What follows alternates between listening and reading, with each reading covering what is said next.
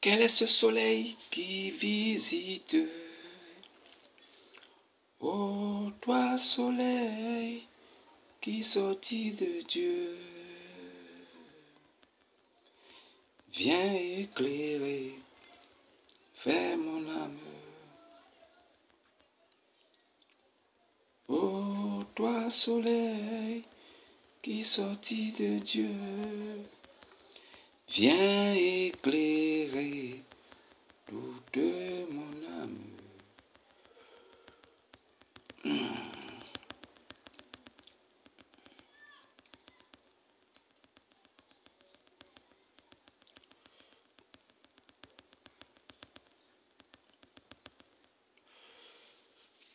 Je pense qu'on ne va pas commencer maintenant. Je vais attendre quelques minutes.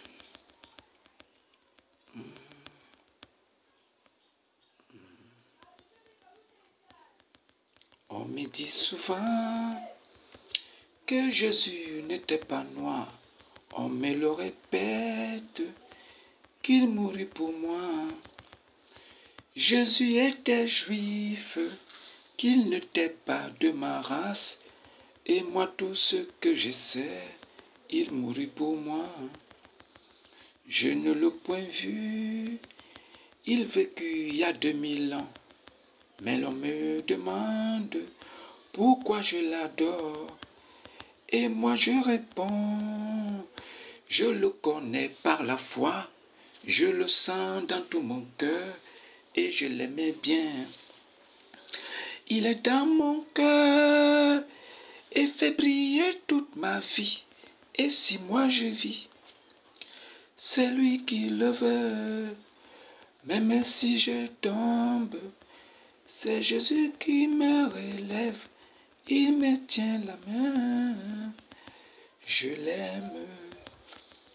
Il me tient la main. Je l'aime. Alors, shalom, soyez tous salués dans le puissant nom de notre Seigneur Jésus-Christ. Comme j'aime le dire ici, c'est le seul nom qui a été donné et qui est au-dessus de tous les noms. Alors, aujourd'hui, je vous passerai un message assez simple. Aujourd'hui, je viendrai avec un message pour vous dire qu'en tant que chrétiens, nous sommes des petits disciples de Dieu. Nous sommes des petits disciples de Jésus-Christ. Et en tant que petits disciples, nous sommes des petits Christ. Et en tant que petits Christ, nous sommes donc des lumières. Et si tu es lumière, alors tu es digne fils de ton Père. Je voudrais vous exhorter, vous tous qui avez choisi, pas par vous-même, mais vous tous qui avez été attirés par le Père et qui êtes devenus des chrétiens aujourd'hui, vous n'êtes pas chrétiens parce que vous le voulez. Vous n'êtes pas chrétien parce que vous êtes très intelligent. Vous n'êtes pas chrétien parce que vous êtes beau ou bien parce que vous avez quelque chose de particulier. Non, vous êtes chrétien parce que le Père qui demeure, le Père qui habite en Jésus vous a attiré. Vous n'êtes pas chrétien parce que vous avez trouvé la vérité par vous-même. Les disciples marchaient avec Jésus. Ils dormaient avec lui. Ils partageaient toutes choses avec lui. Mais Jésus expliquait toutes choses. Non en privé. Jésus racontait tout. Il disait tout. Mais en particulier, il expliquait tout à ses disciples. Jésus parlait ouvertement de toutes choses, mais en parabole. Mais quand il était avec les disciples, en particulier, alors il leur racontait tout. Il apportait des précisions afin que les disciples puissent comprendre son langage. Malgré cela, les disciples ne comprenaient pas. C'est pour vous dire, vous pouvez être avec une Bible à la main. Vous pouvez lire la Bible tous les jours. Vous pouvez même avoir des pasteurs qui vous enseignent. Vous pouvez même être dans des assemblées. Vous pouvez même être dans des groupes de prière. Vous pouvez tout faire étant dans la Bible, en train de lire l'évangile, la Torah, la loi. Vous ne comprenez même pas. Malgré ça, vous pouvez ne pas croire en Jésus-Christ. Vous pouvez ne pas croire. Pourquoi? Simplement parce que ce n'est pas donné à tout le monde de croire en Jésus. Les panels que nous faisons aujourd'hui sur TikTok, tous ces panels que nous faisons pour exhorter, pour ramener, pour édifier, tous ces panels sont importants. Mais ceux qui sont censés croire, ce n'est pas par eux-mêmes qu'ils vont croire. Ce n'est pas par notre éloquence, ou bien par notre façon de parler, ou bien par notre prestance, ou bien parce que nous sommes très forts qu'ils vont croire. Les gens ne vont pas croire en Jésus parce que nous faisons du tapage médiatique, parce que nous prêchons, parce que nous racontons beaucoup de choses. Les gens ne vont pas croire en Jésus parce que nous sommes très éloquents ou bien parce que nous avons des arguments. Les gens ne vont pas croire parce que nous apportons des preuves. Malgré les preuves que nous apportons, les gens ne croient pas. Imaginez-vous, autant de débats que nous faisons sur TikTok, autant de débats que nous faisons partout. Malgré tous ces débats, les musulmans qui nous écoutent en face n'arrivent pas à accepter. Imaginez-vous, comment se fait-il que malgré tout ce que nous disons, malgré les preuves que nous apportons, les musulmans ne continuent pas à croire? Ce sont nos frères. On n'a aucun problème avec eux. Mais comment est-ce qu'on peut donc connaître la Bible, l'enseigner, avoir la révélation, l'enseigner, mais les gens ne croient pas? Comment c'est possible? Qu'est-ce qu'on a dit de mauvais quand on prêche? Qu'est-ce qu'on dit? Allez partout le monde, faites de toutes les nations des disciples. Annoncez-leur la bonne nouvelle. Celui qui croira et qui se fera baptiser sera sauvé. Donc il faut qu'on annonce, il faut qu'on prêche, il faut qu'on édifie, il faut qu'on enseigne. Tout ça pour que les hommes écoutent. Mais dans l'écoute, il y en a qui vont comprendre parce que l'évangile est comme une pluie qui tombe sur la terre. Cette eau va toucher la graine et la graine va germer. Et quand la graine va germer, alors sa véritable nature sera identifiée. Donc l'évangile vient pour révéler la nature des hommes. L'évangile vient pour que cette personne qui a été déjà formée pour être disciple, pour être chrétien, puisse croire. Ce n'est pas parce que tu seras éloquent, c'est parce que cette personne était déjà prédisposée avant même la fondation du monde à croire que tu prêcheras et il va comprendre. Donc nous prêchons pas pour tout le monde. Nous prêchons pour les graines enfouies sous le sol qui n'ont pas encore reçu de pluie. Nous ne prêchons pas pour convertir ceux qui se disent connaisseurs de la parole de Dieu. Nous prêchons, nous annonçons l'évangile afin que la véritable nature des hommes, des arbres puisse se révéler afin de comprendre et de connaître son identité. Nous voulons révéler l'identité de chacun.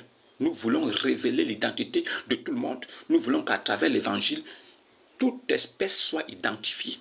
C'est pourquoi nous prêchons. Maintenant, si vous pensez que, en dépit de ce que nous faisons là, si vous pensez que les débats interreligieux vont permettre aux hommes de croire en Jésus, c'est que vous ne comprenez même pas les Écritures. Mais les débats interreligieux sont importants pour amener la lumière afin que ceux qui sont intelligents voient la différence, voient des choses qui ne sont pas concordantes. Mais est-ce que nous prêchons parce que ceux qui sont en face, qui défendent une certaine idéologie, puissent croire? Est-ce que ce sont eux que nous visons? Non. C'est pourquoi je vous dis, ce n'est pas nous-mêmes qui avons choisi d'être disciples. Vraiment, ne nous en voulez pas pour ça. Ce n'est pas nous-mêmes qui avons voulu être des petits Christ. Ce n'est pas nous-mêmes qui avons voulu manifester le fruit de Christ. Ce n'est pas nous-mêmes. Nous ne sommes que des victimes d'un choix éternel déjà établi avant même la fondation du monde. C'est-à-dire qu'avant que le monde ne soit formé, Dieu avait déjà choisi, il avait déjà déterminé que nous serons chrétiens. Et c'est pourquoi nous venons donc nous révéler au monde en tant que chrétiens. Il est vrai qu'en tant que chrétiens, ça dérange. Mais est-ce qu'on croit en Dieu parce que nous voulons ou bien parce que nous sommes trop forts? Personne ne peut venir à Jésus si le Père qui demeure en lui, Jésus, ne l'attire. Donc pour que moi je sois attiré par Dieu là, pour que moi je sois attiré par Jésus, ça ne dépend même pas de moi. Pour que moi je sois attiré par Jésus, ça ne dépend même pas de ma force. Ça dépend de Dieu. Parce qu'il avait aimé Jacob et il avait haï Esau. Esau n'avait rien fait. Esau était encore dans le ventre de sa mère. Esau n'avait rien dit de mal à Dieu. Mais Dieu avait aimé Jacob, il avait haï Esau. Est-ce que ça dépendait de Esau? Est-ce que c'est Esau qui a voulu qu'on le déteste? Est-ce que c'est Esau qui a voulu que Dieu le haïsse? Jamais. Shalom Jacques-Christ, comment tu vas frère? Est-ce que c'est Esau qui avait voulu lui-même qu'on le déteste? Non. Mais Dieu avait fait son choix avant même que la mère Rebecca soit enceinte. Avant qu'elle ne soit enceinte, Dieu avait choisi Jacob. Il avait haï Esau. Donc, nous aujourd'hui, en tant que chrétiens, nous vous annonçons l'évangile. Il est vrai qu'aujourd'hui, ce que nous voyons en face ne tient pas, ne fait pas le poids. Ils ne font pas le poids, pourquoi? Parce que les arguments que nous apportons aujourd'hui ne sont pas des arguments que nous prenons dans la Bible. Nous n'essayons pas de justifier notre position au travers de la Bible. Ça veut dire que nous ne cherchons pas à démontrer que ce qui est en face n'est pas vrai avec la Bible. Nous prenons des sources de ce qui est en face pour présenter au monde. Vu qu'il y a une grosse différence aujourd'hui entre ceux qui pratiquent cette idéologie et l'idéologie elle-même. L'idéologie elle-même, elle est là. Mais ceux qui la pratiquent sont de l'autre côté. Donc, nous avons aujourd'hui affaire à deux choses. Des personnes en face de nous qui défendent une idéologie, mais l'idéologie elle-même n'est pas bonne à prendre. Est-ce que vous comprenez? Donc, on a affaire à un pratiquant, mais qui ne pratique pas vraiment cette idéologie. Donc, on a affaire à un dogme qui est là, et on a aussi affaire à un pratiquant du dogme qui est en face. Ce que les gens ne comprenaient pas avant, c'est que nous, on voulait mélanger la personne et le dogme. J'ai découvert que ce n'est pas ce qu'il faut faire. En fait, la réalité, c'est que le dogme est en face, le pratiquant est en face du dogme. Donc, il veut s'identifier au dogme, mais n'étant même pas ce que le dogme réclame. Parce que le dogme réclame des choses qui sont immorales, des choses qu'on ne peut même pas accepter, des choses ignobles. Par contre, celui qui dit qu'il pratique cette religion, ou bien qu'il pratique ce dogme, est incapable d'assumer. Voici où nous en sommes aujourd'hui. Nous avons affaire aujourd'hui à un groupuscule, à une communauté qui n'a pas compris. Ce n'est pas comme si nous sommes contre cette communauté. Non, nous ne sommes pas contre eux. Mais sauf que nous brandissons aujourd'hui des preuves qui démontrent que les racines même de ce qu'ils défendent ne sont pas bonnes à prendre. Alors, comment faire aujourd'hui dans une période où ceux qui pratiquent même ce dogme sont incapables d'assumer? Le plus difficile, c'est quoi? C'est d'assumer. Si tu dis que tu es chrétien, assume. Si on te dit que Dieu est venu et qu'il a porté petit caleçon, il est mort à la croix, assume. Si tu dis que tu es chrétien et qu'on te dise que Dieu a mangé, il est allé au caca, il a fait caca, il a fait pipi, tu assumes parce que c'est ça. Parce que le fait que Dieu se fasse homme implique qu'il s'identifie à l'humanité. Donc si quelqu'un te dit que Dieu a mangé, il a chié, il faut dire oui. Parce que quand on devient un homme, toutes ces choses-là deviennent naturelles. Par contre, si Dieu ne peut pas devenir un homme, à partir de là, il ne sait pas s'il faut manger, il ne sait pas s'il faut dormir, parce qu'il est Dieu, un Dieu qui ne peut pas devenir un homme. Mais si Dieu peut devenir un homme, alors il peut donc assumer son humanité en tant qu'homme pleinement, mais en restant divin de nature, en restant divin par essence. Donc, ça ne change rien que Dieu puisse prendre l'apparence d'un homme, puisqu'il reste toujours Dieu fait homme. Par contre, maintenant, si en face, nous vous disons que vous suivez un Dieu, ce Dieu que vous suivez ne s'est jamais manifesté physiquement devant celui qui est votre porte-parole. Ça aussi, vous devez l'accepter. Parce que les sources que nous avons démontrent que c'est le cas. Maintenant, si vous nous dites que votre dogme est le meilleur dogme et le plus beau des dogmes et qu'il faut suivre ce dogme pour être sauvé, nous vous ramenons maintenant vos sources qui sont même les bases même de votre dogme. Parce que votre dogme est basé sur des choses écrites par des hommes avant vous. Vous ne pouvez pas suivre une idéologie sans avoir eu la documentation nécessaire pour la comprendre. Et la documentation nécessaire aujourd'hui, c'est quoi? C'est que les sources sont là pour édifier. Les sources sont là pour permettre à vous, aujourd'hui, de vous lancer vraiment dans votre religion. Et pour vous lancer dans votre religion, vous devez accepter vos sources. Vous devez les accepter. vous devez accepter vos sources, vous devez les assumer aussi. Ce n'est pas nous qui avons écrit, ce n'est pas nous qui avons dit, mais nous disons que ces choses sont écrites de sorte que vous devez les suivre. Si tu te rends compte que dans l'idéologie que tu as adoptée, que tu suis, si tu te rends compte qu'il y a des choses à l'intérieur qui ne sont pas vraiment acceptables en tant qu'humain, alors retire-toi. Tu n'es pas obligé de rester là. Tu n'es pas obligé de rester là parce que ça te choque, parce que ça te fait mal, parce que tu sens qu'il y a quelque chose qui ne tient pas. Si tu sens en toi que le fait d'appartenir à cette partie, à ce parti ne te sied pas, mon frère, il est facile pour toi de quitter de là. Je vous exhorte donc, vous qui pratiquez des dogmes dont le nom de Jésus-Christ n'est pas Dieu, je vous exhorte donc à aller en profondeur, vérifier vos propres sources. Je vous supplie, à genoux, d'aller lire vos livres, de les vérifier, de vous assurer que ce que vous trouvez à l'intérieur, ça vient de votre Dieu. Et si ça vient de votre Dieu, assumez les sources sans faire de bruit. Vous n'êtes pas obligé de dire que c'est faux. C'est écrit chez vous.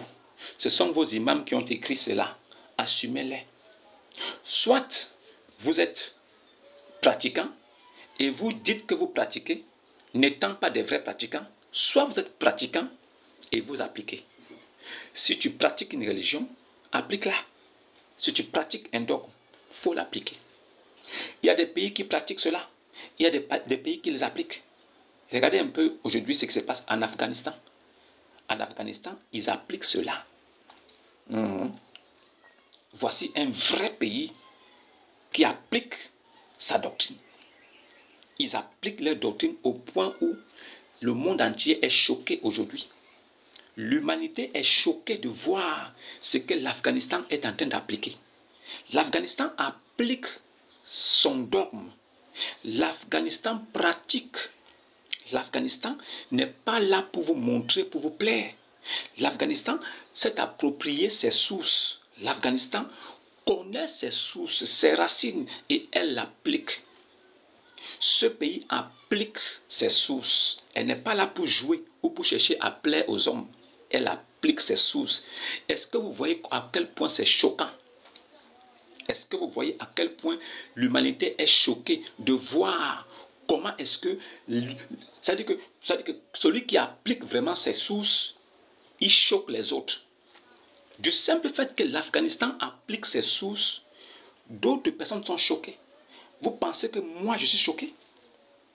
Vous pensez que quelqu'un comme moi est choqué de ce qu'il voit? Vous pensez que moi je peux être choqué par ce que j'entends et je vois? Je ne peux pas être choqué. Je sais que c'est normal. Pour moi, c'est normal qu'il fasse cela. C'est normal qu'ils fassent cela et qu'ils pratiquent cela et qu'ils appliquent cela. C'est normal. On ne peut pas en vouloir l'Afghanistan pour ça. Et en même temps aussi, si quelqu'un dit en vérité qu'il aime ce dogme, il doit immigrer vers ces pays-là. Parce que nous sommes arrivés à un point où il faut qu'on se parle d'humain à humain. C'est-à-dire qu'on laisse le côté tu appartiens à ceci, tu pratiques ceci. Non. Parlons-nous de homme à homme. Hein? Disons-nous la vérité. Est-ce que toi tu penses que si tu pratiques ce dogme-là, si tu es vraiment pratiquant, est-ce que tu penses que tu devrais être dans un pays laïque? De toi à moi, je m'adresse ici à ceux qui passeront par ici et qui sont mes frères en Adam. Est-ce que tu crois que tu peux pratiquer ce dogme sans être dans un pays où on pratique la charia? Pourquoi tu es dans un pays français? Pourquoi tu es dans un pays où on applique la laïcité? Pourquoi la laïcité, tu es là-bas? Pourquoi on te dit non, c'est un pays laïque? Tu fais quoi là-bas? Non, c'est un pays chrétien. Tu fais quoi là-bas? Tu fais quoi là-bas? Qu'est-ce que tu fais là-bas, frère? C'est-à-dire, vous voulez poser des bases, vous voulez enseigner les autres, vous voulez exhorter les gens à vous suivre dans votre dogme, mais vous refusez. vous-même d'être des exemples de cette pratique. L'exemple même de la pratique, c'est que vous devez aller vous asseoir en Afghanistan.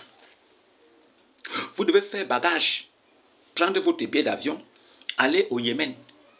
Vous devez déménager pour le Soudan du Sud, pour l'Inde, pour l'Iran, l'Irak, le Tubékistan, l'Ouzbékistan, le Kurdistan. Voici les pays qui sont des pays pour vous, où vous serez très à l'aise. Voici des pays qui sont donnés pour vous. Le Pakistan. Prenez tranquillement vos bagages en tant que chef de Dawa, en tant que meneur d'hommes de Dawa, en tant que capitaine de la Dawa, en tant que le capitaine de l'inter-religieux. Allez vous installer en Afghanistan, en Irak, en Iran, en Palestine, au Yémen, au Soudan, des pays qui sont entièrement sous la coupelle de la charia et de la fatwa. Si vous faites ça, je pense que vous serez des exemples pour tous ceux qui vous suivent, qui veulent vous ressembler. Mais si vous ne faites pas ça, et que vous êtes assis dans des pays laïcs, en train de tricher, de faire semblant, non, on ne doit même plus vous prendre au sérieux. Donc moi, j'ai décidé que dorénavant, pour échanger avec un véritable Kyang, qui sera celui avec qui on peut échanger parce qu'il faut apporter une lumière pour les autres. Si tu ne vis pas en Afghanistan, en Égypte, au Maroc, au Yémen, en Iran, en Irak, en Palestine, Pakistan, Inde, Soudan du Sud, Yémen, si tu ne vis pas là-bas, ça ne sert à rien d'échanger avec un koufar déguisé, en musulman. Je ne parlerai plus avec toi. Donc, je veux des personnes qui s'identifient à ces dogmes d'abord. C'est-à-dire qu'il faut que par ton attitude de penser que tu fais, je vois que tu es un vrai mousse. Alors là, nous pourrions échanger. Si tu vis en France, en Italie, Belgique, si tu vis dans un pays en Europe, ou bien en Asie, si tu vis en Amérique, je ne discuterai plus avec vous. C'est-à-dire que nous avons franchi une étape dans la vie.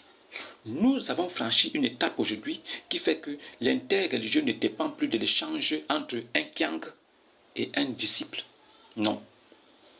Nous n'avons plus besoin de vous afin d'expliquer la vérité au monde entier. Ce n'est pas vous qui êtes détenteur de la vérité.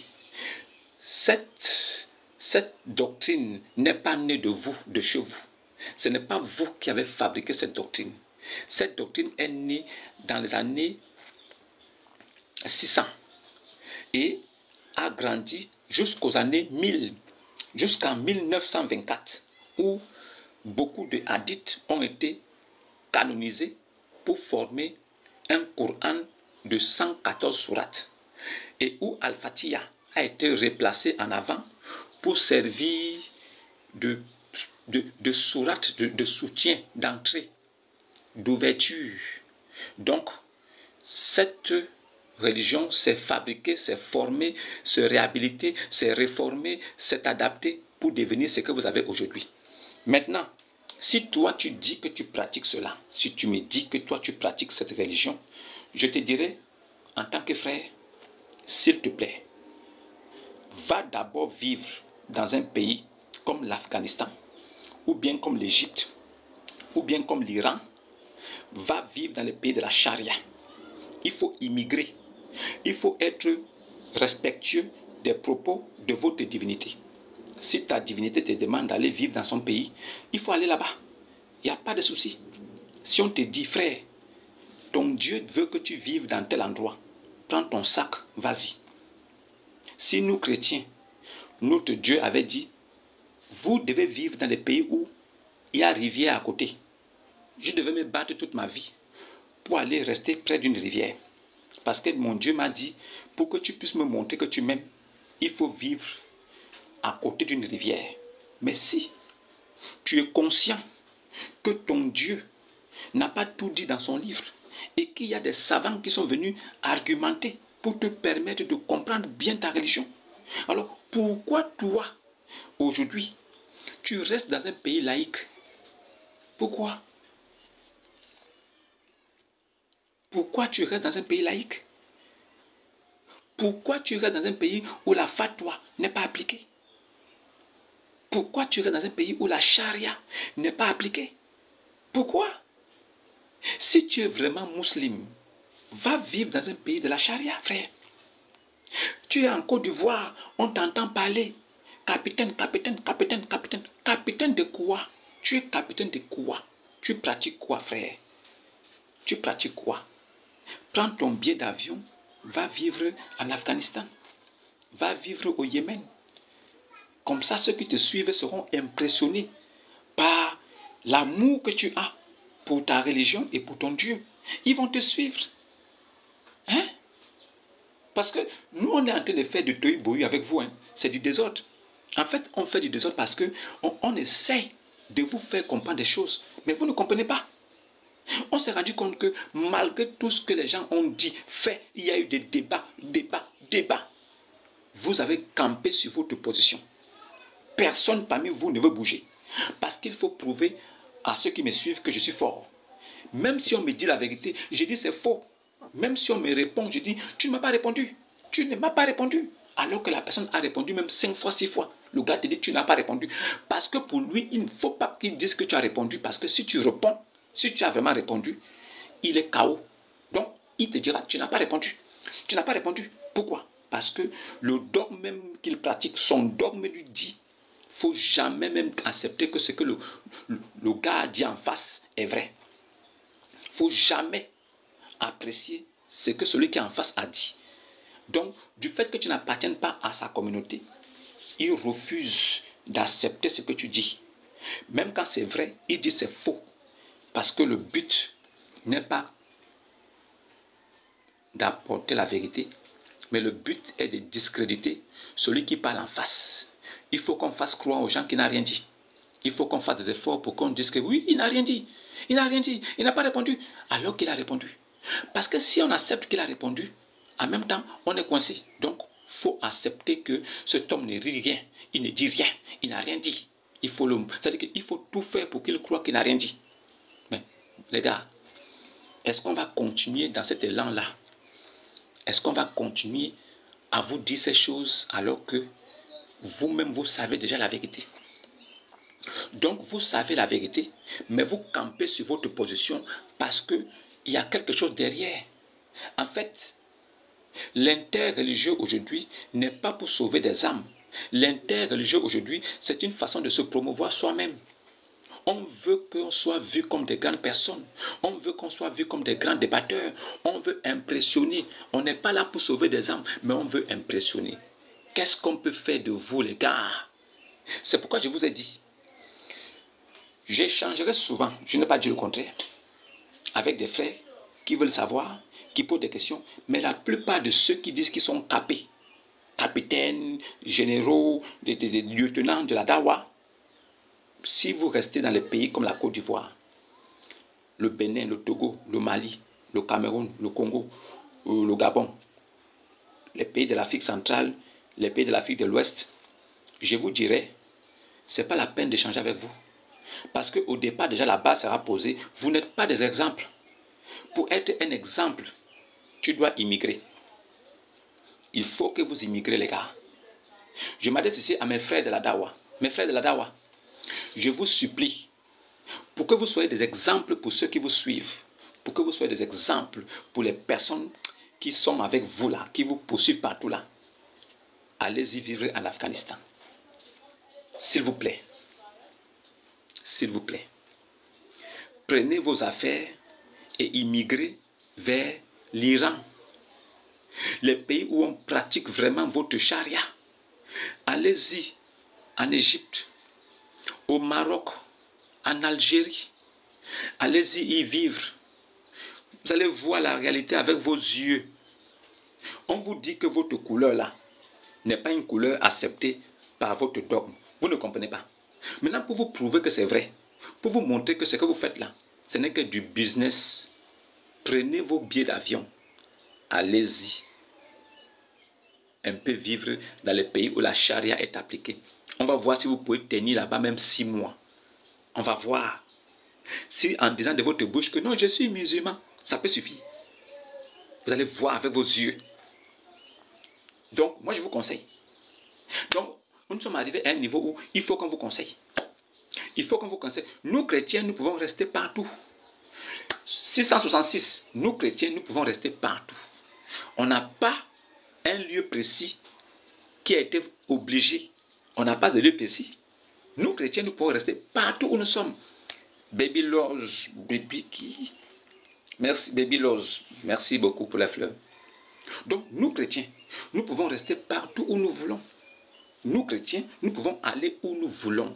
On n'a pas reçu une sommation que, comme tu es chrétien, il faut que tu ailles vivre là-bas. Il n'y a pas un lieu précis où les chrétiens doivent aller vivre. On n'a pas reçu un lieu où nous devons vivre. Nous, chrétiens, nous devons vivre où nous voulons, où nous pouvons. On n'a pas d'obligation. Par contre, ceux qui sont en face, ils sont obligés d'aller vivre dans les pays de la charia. Ce n'est pas moi qui ai dit ça. C'est le dogme qui le dit. C'est la religion qui l'impose. La religion impose à tout bon croyant d'immigrer vers les pays où la charia est appliquée. Allez demander aux musulmans eux-mêmes. Si c'est moi qui le dis, vous allez dire c'est faux.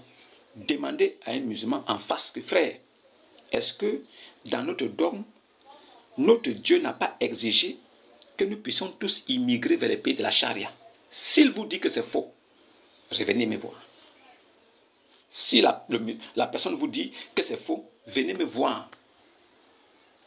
Venez me voir. Je sais de quoi je parle. Tous ceux qui pratiquent le dogme qu'on appelle islam doivent immigrer vers les pays de la charia. C'est une obligation morale. C'est une imposition du Seigneur de la Kaaba. C'est une imposition du Seigneur de la Kaaba. Parce que les questions qui seront posées dans la tombe, c'est pourquoi n'as-tu pas immigré vers les pays de la charia? C'est la question qui sera posée après la mort. Donc tu te rends compte que l'islam, ce n'est pas seulement ce que nous voyons là.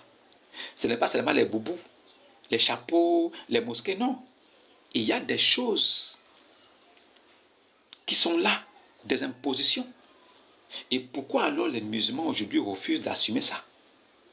Alors, on va échanger, d'accord? Mais sur la base de quoi? C'est comme deux chrétiens qui veulent échanger. Ok, moi je suis chrétien. Toi, tu me dis aussi que tu es chrétien. D'accord. Je te pose la question, frère, tu es chrétien? Oui, je suis chrétien. D'accord. Tu as été baptisé comment? Oh non, j'ai été baptisé à l'église catholique. Le prêtre m'a fait au nom du Père, du Fils et du Saint-Esprit. Ah bon? Oui. C'est quel baptême ça? C'est un baptême par aspersion. C'est un baptême par aspersion. On t'asperge de l'eau une fois, 2 fois et 3 fois. Ça, c'est un baptême par aspersion. Maintenant, toi, tu me dis que tu es chrétien, ayant reçu un baptême par aspersion. Moi, je te dis aussi que je suis chrétien. Mais moi, j'ai reçu mon baptême par immersion. Sommes-nous identiques? Sommes-nous les mêmes? Est-ce qu'on peut trouver dans la Bible que nous lisons le baptême par aspersion? Si nous pouvons trouver un baptême par aspersion dans la Bible, ça veut dire que l'un de nous est faux. Si le baptême ne se fait pas par aspersion, mais plutôt par immersion, celui qui a fait son baptême par aspersion n'est pas vrai. Donc, comment pouvons-nous échanger? Comment pouvons-nous nous dire, nous deux chrétiens, alors que l'un d'entre nous a pris son baptême par aspersion et l'autre a pris son baptême par immersion? Comment pouvons-nous être donc une même foi, un même Seigneur, un même Dieu, un même baptême? Comment pouvons-nous être donc dans un même Dieu, une même foi, un même baptême, un même Seigneur? Comment pouvons-nous être dans cette même... Non, il faut comprendre. Donc, celui qui a pris son baptême par aspersion devrait aller prendre son véritable baptême parce qu'il n'a pas encore été baptisé. Donc, voici la base de l'échange qu'il doit avoir entre deux chrétiens qui veulent comprendre. Et nous devons vérifier dans les Écritures pour voir si le baptême par aspersion est un baptême de Dieu. Est-ce que c'est le baptême que Jésus-Christ a recommandé? Baptême par immersion ou baptême par aspersion? Et quand nous regardons la Bible, nous constatons que les baptêmes qui ont été pris par les hommes sont des baptêmes par immersion. Donc, comment est-ce qu'on peut s'entendre à ce niveau?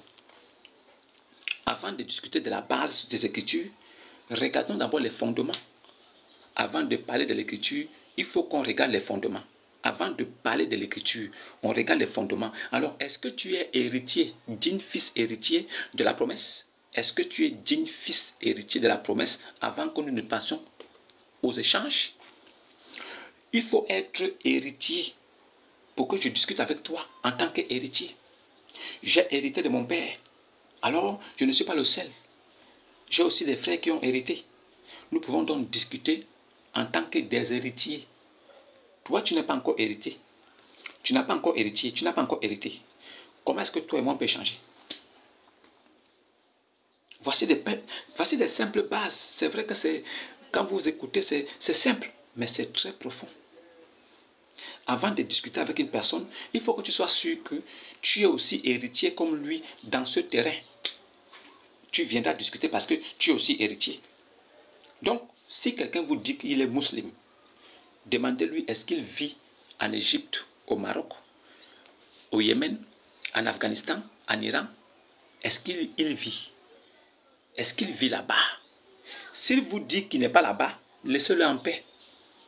Il ne sait même pas ce qu'il pratique. Si quelqu'un vous dit qu'il pratique une religion et qu'il ne vit pas dans les pays qui ont été imposés par son Dieu, il n'est pas croyant. C'est du faux semblant. C'est du faux semblant. Celui qui vous dit qu'il croit, il doit y vivre. Si quelqu'un vous dit « je crois », il doit vivre là-bas. Je crois en mon Dieu, d'accord. Ton Dieu a imposé des choses. Est-ce que tu crois en ça? Oui, vas-y y vivre. Quand tu y seras, fais-moi signe, on va échanger. Quand tu y seras, fais-moi signe, on va échanger. Vous voulez des preuves évidentes? On vous dit que des gens qui sont allés en Libye, des Noirs qui sont allés en Libye, ont vu des choses. Allez demander à ceux qui sont passés par la Libye en allant vers l'Europe. Demandez un peu à ceux qui sont partis et qui sont passés par la Libye. Il faut leur demander. Ça là, la couleur là, c'est que ça fait là-bas. Quand toi, tu te sens homme parce que tu pratiques le même dogme et que tu veux aller rentrer dans une mosquée pour prier et qu'on te dise que mon frère, toi tu ne peux pas prier ici. Tu penses que ton cerveau va comprendre. Comme vous ne voulez pas comprendre là, ça n'engage que vous. Je suis. C'est bien beau, tu es. Vas-y prier dans la mosquée. Quand on te bloque à l'entrée pour te dire que tu ne peux pas rentrer ici prier. Et quand tu poses la question, pourquoi? Je suis aussi musulman comme vous. Ils disent, oui, on sait. Mais ici, les Noirs n'y rentrent pas. Hein? Mais est-ce qu'il y a couleur dans musulman? Il n'y a pas couleur. Je suis jaune, rouge, vert, noir, blanc. Je suis musulman, je dois rentrer prier. On te dit non. Ici, il n'y a que pour les blancs. Les noirs là, c'est l'autre côté. C'est là où tu vas commencer à comprendre. Ce petit mensonge que vous pondez en longueur de journée, un peu partout dans les réseaux sociaux là, votre mensonge qui est comme un venin pour tromper des gens. Ce mensonge que vous semez partout, parce que les gens n'ont pas compris. Il faut qu'on vous attaque à la racine. Il faut qu'on vous dise la vérité. Il faut que vous vous sentiez concerné par ce que vous prêchez. Vous prêchez, mais vous n'êtes pas concerné par ce que vous dites. Il faut que vous soyez modèle de ce que vous enseignez. Vous devez être modèle de ce que vous dites aux gens. Vous ne pouvez pas dire aux gens des choses et vous-même refuser de pratiquer ça. Vous devez pratiquer ce que vous dites aux gens. Pour commencer, pour montrer que tu es vraiment un exemple pour qu'on te suive, tu dois immigrer vers les pays de la charia. Voici le premier principe qui va montrer à ceux qui te suivent que tu es vraiment un authentique suiveur de Muhammad. Si tu parles, étant en Côte d'Ivoire, mon frère, il faut la fermer. C'est la dawa business, ça n'a rien à voir avec Dieu. Si tu es assis dans un pays laïque, en train de vociférer, tu perds ton temps. Tu es un menteur, un gros menteur. Tu n'es pas un exemple à suivre. Si tu veux être un exemple, il faut immigrer. Il faut immigrer. Nous, on va te suivre. Si tu immigres, tu vas vivre surtout comme un pays. Voilà le plus beau pays aujourd'hui, l'Afghanistan. C'est le plus beau pays arabe. Vas-y y vivre. Pour nous prouver que oui, toi tu respectes vraiment ton Allah. Tu es là, campé là comme ça, dans un pays laïque, où tu peux tout faire en cachette, où tu peux vanter, mentir. Tu es caché là-bas, tu racontes des histoires. Je suis le capitaine, le capitaine. Tu es quel capitaine? Tu es quel capitaine? Toi, tu connais un Afghan? Tu peux rencontrer un Afghan en face? Toi, tu peux le faire? Oh, réveillez-vous. Réveillez-vous, tout simplement. Ils vous ont menti. Ils vous mentent encore. Ils vous avaient menti. Ils vous mentent encore. Jusqu'aujourd'hui, ils vous mentent toujours. Si quelqu'un vous dit qu'il est vraiment un vrai mousse, il doit d'abord immigrer. Voici le premier critère, l'immigration. Il doit s'installer en Afghanistan. Et en Afghanistan maintenant, il fait maintenant la dawa. Il fait la dawa étant en Afghanistan. Voici l'Afghanistan, Allah Akbar, regardez, il y a telle chose ici, Allah, Dieu est grand, regardez, il y a ça, il y a ça, il y a ça. Ah bon, mon frère, tu es où? En Afghanistan. Vraiment. Tu es un vrai fidèle. Tu es un vrai. Alors ceux qui te suivent vont dire oui, suivons-le. Et ils vont aussi prendre leur sac aussi, te rejoindre là-bas. Ils vont aussi porter les sacs, te rejoindre en Égypte, au Maroc, en Afghanistan, en Iran, au Pakistan, en Palestine. Voici des bons pays pour vous. Pour les vrais mousses. Pas pour les faux de la dawa. Parce que tous sont faux. Parce que personne parmi eux n'a pris son pied pour aller s'asseoir d'abord dans un pays où la charia est appliquée. Voici la vérité qui est là devant vous. Vous voulez que je vous dise encore quoi? Vous voulez que je vous dise quoi? Je dis, ce qu'on fait là, hein, c'est la distraction. Hein. C'est moi qui vous dis ça. Ce que nous faisons là, c'est la distraction. Souvent on s'ennuie, alors on fait des lives parce qu'on veut échanger avec eux, pour essayer de parler, tout ça. Parce que pour nous, nous savons que nous tenons sur la vérité. Maintenant, quand nous parlons avec eux, ils nous font croire qu'eux aussi tiennent sur la vérité. Mais sauf que les fondements du chrétien, il peut vivre où il veut. Il n'a pas reçu une imposition. Par contre, le musulman, il ne peut pas vivre où il veut. Parce qu'il a reçu une imposition, une obligation morale. Il ne doit pas vivre dans les pays des koufars. Donc, tous ceux qui se réclament d'être des mousses et qui vivent dans les pays des koufars sont des faux semblants. Est-ce que le volume est bon? Est-ce que le volume est bon? Tous ceux qui se réclament d'être des pratiquants d'un certain dogme et qui sont dans les pays laïcs ne sont pas des vrais mousses. Ce sont des faux semblants. Des faux semblants. Parce que lui-même, leur patron, leur chef a dit, si quelqu'un dit qu'il croit en moi et en mon messager, il doit immigrer vers les pays de la charia. Alors, vous avec lesquels nous discutons là, c'est quoi? Nous faisons quoi avec vous? Nous faisons quoi avec vous? Qu'est-ce que nous faisons avec vous là? En réalité, qu'est-ce que nous faisons? On s'ennuie, on veut juste vous faire comprendre. Ou bien non, on veut quoi? On veut quoi? On veut édifier nos frères qui sont en bas. Qu'est-ce qu'on fait réellement? À qui ça profite? À qui cela profite? Ce que nous faisons là. Parce que vous ne comprenez pas. Vous n'allez jamais comprendre. Vous ne voulez même pas comprendre. À quoi ça sert alors de discuter tous les jours avec vous? Vu que vous ne comprenez pas, vu que vous ne voulez pas comprendre, vu que vous voulez rester dans votre position, nous vous disons alors d'immigrer vers les pays de la charia. pour votre propre bien. C'est par amour pour vous, par bienveillance, par humanisme, que nous vous conseillons de prendre vos affaires et d'immigrer vers les pays de la charia. Si vous allez dans les pays de la charia, on ne va même plus vous appeler, vous déranger. Vous prenez aussi Sejas. Vous prenez aussi la fille qu'on appelle Sejas là. Celle qui a dit que son sexe est en train de pourrir là. Vous la prenez aussi, vous partez avec elle là-bas. Vous n'allez plus entendre parler de nous. Parce que le fait que vous restiez dans les pays laïcs pour lancer des pics, pour provoquer les chrétiens, forcément il y aura une réponse en face. Mais si vous partez à la charia, dans vos pays de la charia, attendez-nous là-bas.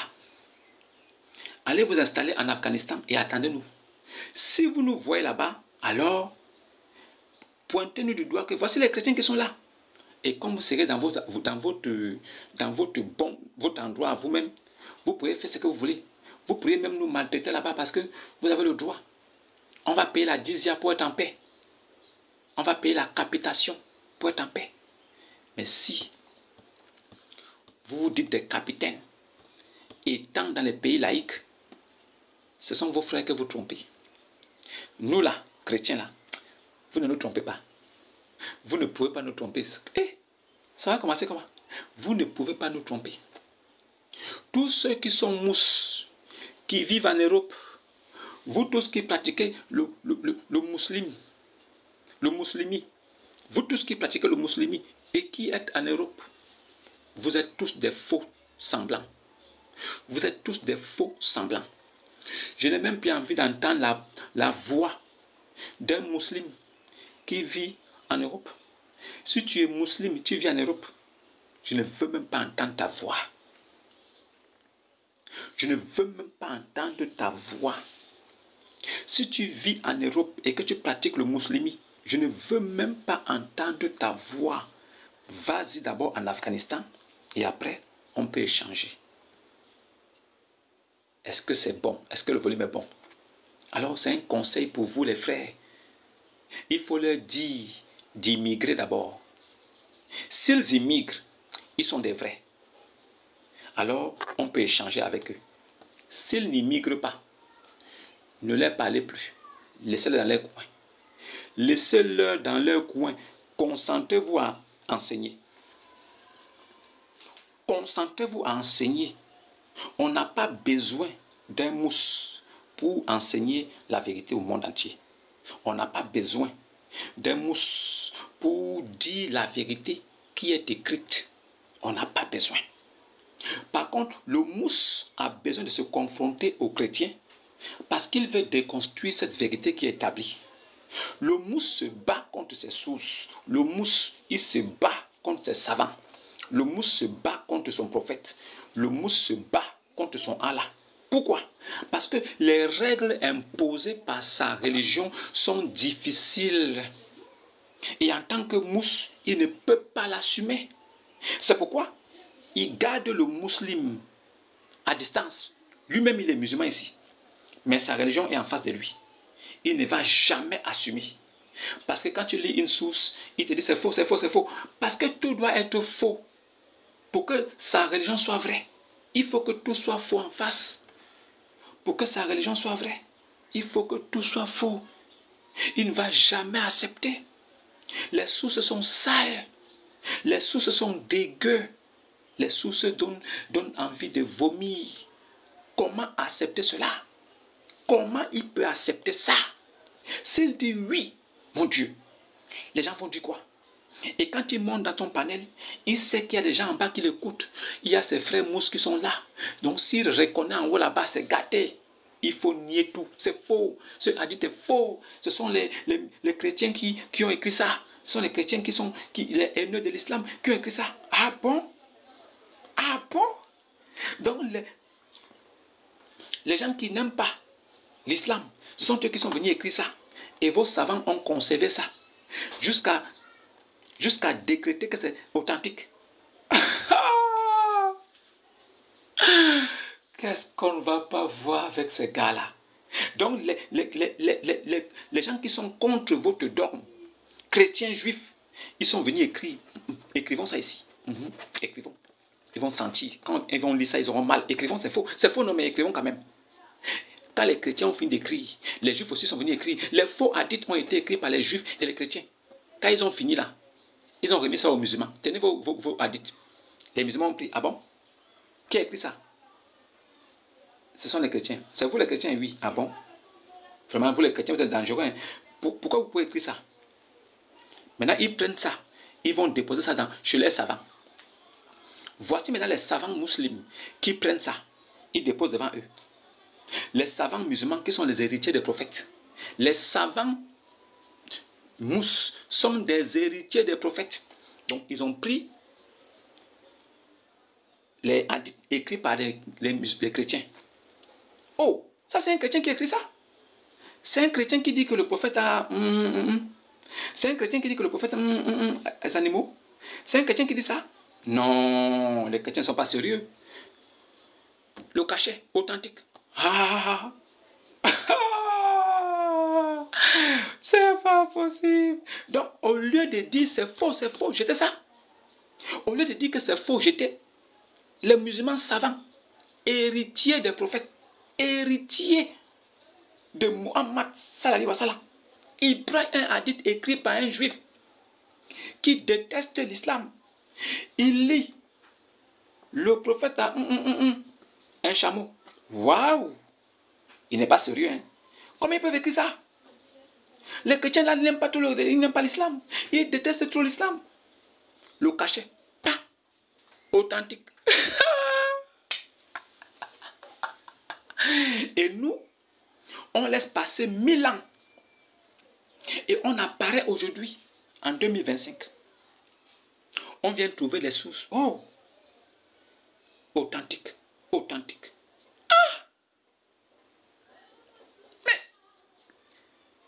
vous avez eu le temps d'effacer ça. Vous avez eu le temps de déchirer ça, de mettre une croix dessus. Vous avez eu tout le temps d'enlever ça. De détruire même ces preuves. Pourquoi nous venons aujourd'hui en 2025 retrouver des preuves depuis de 1000 ans qui ont été conservées dans le patrimoine des mousses. Et dans ces preuves, nous retrouvons que le prophète a un cadavre. Comment est-ce qu'on peut dire ça? Et ça profite à qui?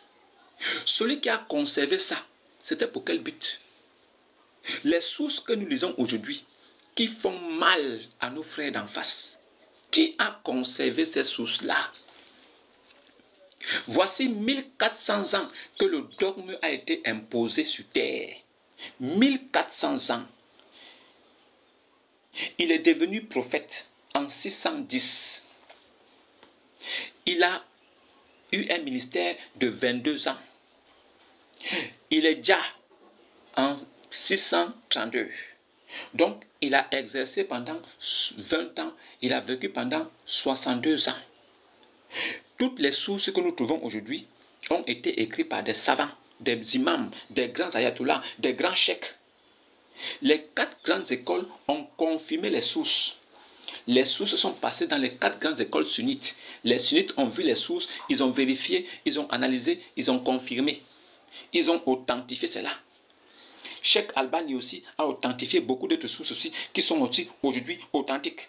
Alors, la question qui est posée encore, pourquoi des chrétiens et des juifs sont venus écrire des sources et ces sources ont été mises ensemble avec les sources islamiques? Et quand les grands savants musulmans ont vérifié et qu'ils ont découvert que ces sources n'étaient pas authentiques, pourquoi ils n'ont pas effacé ça? Shalom Grâce, comment tu vas? Comment est-ce qu'ils n'ont pas pu effacer ça?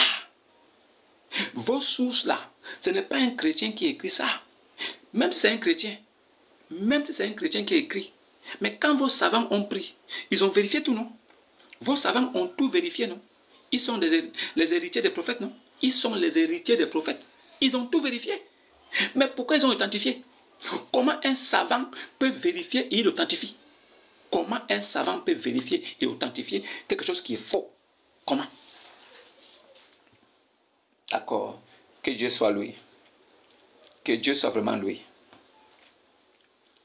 Comment? C'est pourquoi nous vous disons, il y a des choses qu'on ne comprend pas avec vous, les frères. On veut vous aider. Le but est de vous aider à comprendre. On n'a pas dit que nous voulions que vous sortiez de là-bas. Non. On ne veut pas que vous sortiez de là, mais on veut vous aider à comprendre. On veut que vous compreniez dans quoi vous êtes. Et après là, c'est à vous de voir si vous restez ou pas. C'est à vous de voir. Des sources ont été mises dans vos sources. Soi-disant des fausses sources. Mais pourquoi vos savants ont authentifié ça? Pourquoi vos savants ont authentifié vos sources fausses? Arrêtez ça. Prenez vos bagages et allez en Afghanistan. Je pense que c'est mieux pour tout le monde. Si vous prenez vos affaires et vous allez en Afghanistan, les débats vont s'arrêter.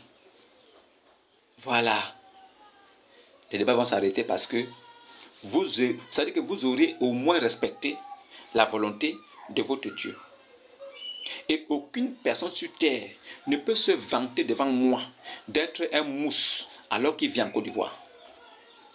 Aucune personne, je dis bien aucune personne, ne peut se vanter devant moi d'être un vrai mousse alors qu'il vit au Bénin, au Togo, au Gabon, au Cameroun, les pays de l'Afrique centrale, de l'Afrique de l'Ouest. Aucun homme ne peut se mettre devant moi et me dire que je suis un vrai. Tu dis ça. Je vais te prendre juste 15 minutes. Et en 15 minutes, je vais te démontrer que depuis 50 ans que tu vis, tu n'as rien compris. Je vais te montrer tes sources, une par une, uno par unos, pour que tu voies toi-même la profondeur de la connaissance que j'ai de votre religion appelée mousse. J'ai une profondeur de connaissance là-dedans qui va faire que ta tête va vibrer. Ta tête va faire vroom dedans. Parce que je vais te démontrer que tu n'as jamais compris où tu étais. Et que c'est l'ignorance qui t'a conduit jusqu'à là. Je vais t'aider. Je vais te nettoyer, te laver. Tu vas briller, tu seras propre. Tu vas me remercier. Tu vas me dire merci beaucoup mon frère. Et pour ça, ma dernière condition pour toi, ce serait que tu ailles en Afghanistan. Et étant là-bas, nous pourrons échanger. Parce que je n'échange pas avec les faux semblants de mousse. Je ne veux plus échanger avec les faux semblants mousse. Je veux des vrais semblants. Les faux semblants là vivent en Côte d'Ivoire. Les vrais semblants vivent en Afghanistan.